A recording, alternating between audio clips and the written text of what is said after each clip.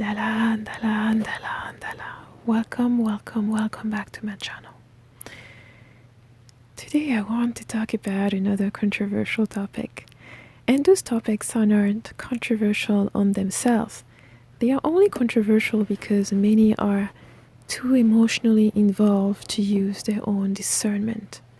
It isn't the thing itself that may lead to arguments, but the perception of those who are entertaining and discussing those subject matter that may have a lot to say or feel some kind of way. So once again, we are going to talk about the origin of Maat. If you are one of those people who cannot stand hearing something that diverges from your own narrative, from your own beliefs, then this video may not be for you. But if you are open-minded and you want to have a different perspective on things, and you want to expand your understanding of what is out there and the ways that you can perceive certain things, so you may find this message useful.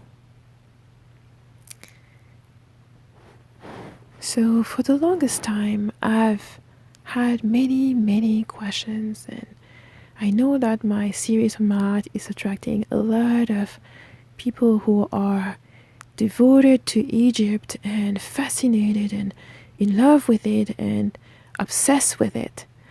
And that is all and well. It's part of it when anyone who's dealing with Maat or teaching Maat or speaking about it is bound at some point to attract the fanatics, the people who are extreme with their perception and their beliefs, who sometimes want to impose it on other people as well. And you also attract an array of people, the researchers, the scholars, the debaters, people who constantly want to debate and argue. But for me, my work with Maat was not to attract those kind of people. If you're one of them, my goal was not to attract you and to bring you here. My goal using Maat and speaking and teaching about it was to speak and teach to those whose hearts are open to receive that and who are seeking this form of approach to Maat. Not to go write a book, not to go bribe and speak to others about how much they know, but because there is a deep longing and calling within themselves to change their ways and to align with the ways of Maat. And as much as I like Egypt, as much as I've studied and had past life there and looked at that society, looked at the teaching and the richness that it has to offer, I also understand that what we call Egypt or Kemet was a temporary society. Society that had a beginning, society that had an end. There is no Kemetic descendant today speaking and living the Kemetic way as it is left in the runes and in the papyrus that we know today. I understand also that there are many other civilizations that were present in the time of Kemet and Egypt, that were present even before Egypt. And when you look at Maat and the principle of Maat, they are not exclusive to Egypt. And beloved, this is something that you must accept. Foundation and principle of Maat and the laws of life, as I call them, can be found in many other civilizations, written in different form, expressed in different ways, but they come down to the same fundamental principle. The love for nature, the ways to behave and with your fellow human beings. Most society had these rules and they did not come from Kemet. And I know this is going to be very controversial and even hard for some of you to bear.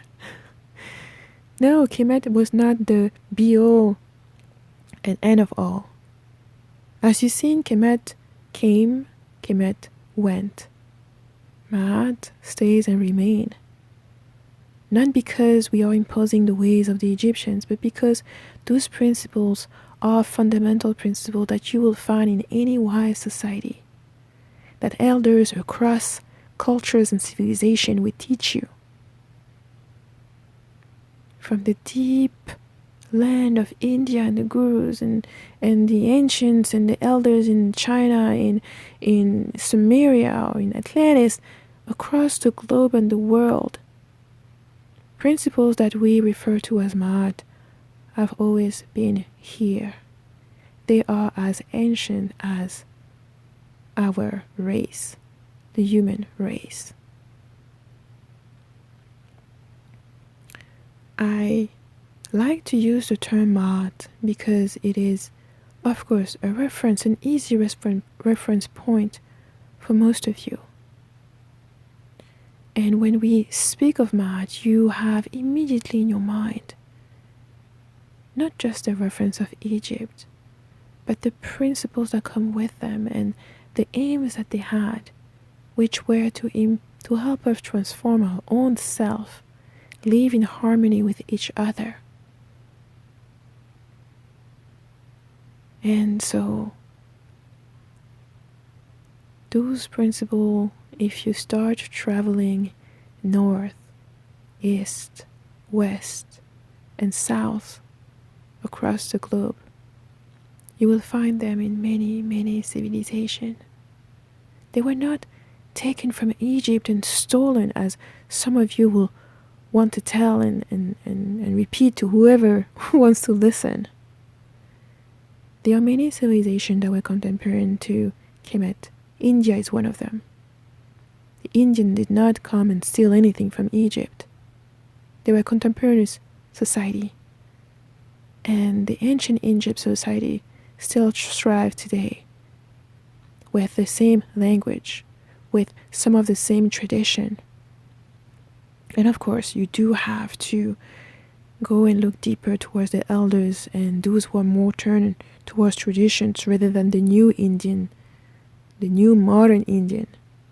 So you have to distinguish two things, but for the most part, when you find the elderly, that you look at the traditions, you can see that many of those traditions, a lot of them have been unaltered. And a lot of them have the same principle that we can find in Maat. And it isn't because those principles are applied in a different ways or interpreted in a different ways. This is where you have to use your discernment. Even in African spirituality, you have to use your discernment, because those principles are also there.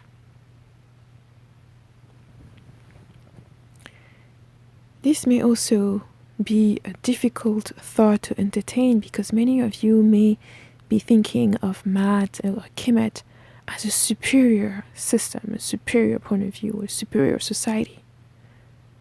Kemet ended. As it came, it went.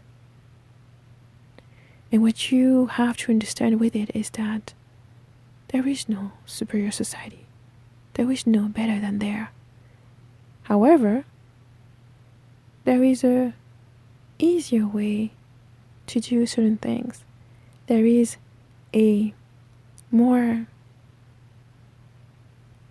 relevant or more efficient way to do certain things. And those principles, such as Maat, are the foundation for that. They enable us to live more in harmony with others, but above us, they help us live in harmony with ourselves. Those principles are as much important for our personal development so that we can live in harmony with others, as well as important for our own personal development so we can live with ourselves. And yes, the difference that Kemet brought to these principles that were already around is the way they taught them. It's the way they required that those principles be not just talked about, transmitted, transferred, maintained, entertained, but that they be embodied. It's not just enough to talk about Maat. You have to live by it. And living by it does not mean that you set some unrealistic standards. It doesn't mean that you pretend to comply or conform or love it when you know, and you must know, that you will make mistakes. You must know that it is going to be challenging and difficult. Anyone that comes here and says that applying Maat is easy, I already know myself. I already know all the things. I'm always agreeable. I'm always grateful. Is misleading you. That person is simply misleading you, but even beyond you, they are misleading themselves.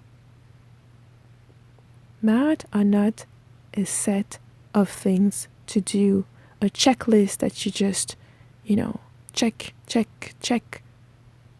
It is an embodiment of principles that you have to live every single day until you transition. So the challenge never ends. The difficulty never just goes away. Different principles may present themselves in different ways as you grow, as you gain more experience, as you transform yourself. And as time goes by, you also grow.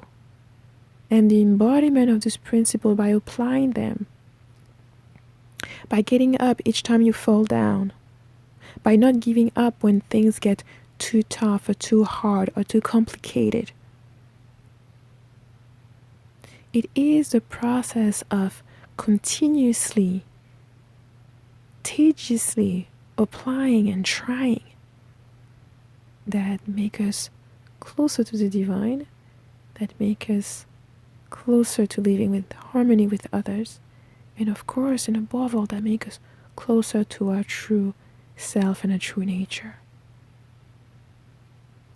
So, as you know, I'm not part of the debaters. I don't debate. This is why I say that you may not agree with this. I'm not here to change your mind, beloved. You are free to believe in whatever you want to believe in and agree with whatever you wish. All I'm doing here is presenting you a different perspective. You don't have to accept it. You don't even have to take it. It is something that is out there. It is something that this message wants you to be aware of. So that as you use your discernment, you may look at the value of this message, whether it has any value to you on your own journey. And this may push you to reassess some of the things that you are speaking of or considering. The principle of Maat have been around for thousands and thousands of years. It isn't just the glory of the Egyptians and the Pharaoh and the beauty of being king and of the throne and the glory of Egypt. It has nothing to do with that. It has nothing to do with that. The reason why Maat is around and will continue to be around is because of the people. It's because of the usefulness of those principles as when they are applied in one's life. This is what makes tradition. This is what makes tradition. It is the testing of times of principle that turn to be time and time again valuable, relevant, useful across time, across cultures and civilizations. Maat was here before Kemet, and Maat is here even after Kemet. Some of you may even think that Maat is Kemet, but that would be a little bit reductive. I will say that it is the reverse. It is Kemet that is part of Maat. But Maat is much, much larger than that. And I hope that in detaching yourself from the need for you to see Kemet as some grand land of perfection, that you will detach from that idea and just be grateful for those principles that were left as our heritage, so that we may use them on a daily basis to better understand ourselves, to be more guided, and above all, to help us maintain our connection with the divine, because that's what it was truly for. By using and applying those principles, we are also nurturing our connection with the divine. And I think that is one of the points I will leave you with. So for those of you who have been interested or called towards Maat, please share in the comments how that quest came about, what brought you to Maat, and how is Maat helping you so far. So I hope this was useful, and I look forward to reading your comments. I'll see you in the next video.